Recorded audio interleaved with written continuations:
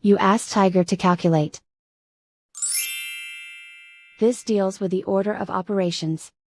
The final result is 58.637. Let's solve it step by step. We begin by calculating the expression inside the parentheses. Calculate any addition or subtraction, from left to right.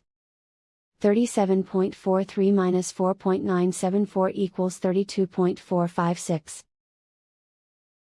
Perform any multiplication or division, from left to right.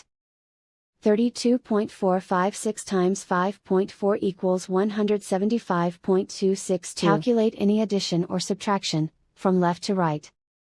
175.262 minus 116.625 equals 58.637. And so the final result is 58.637.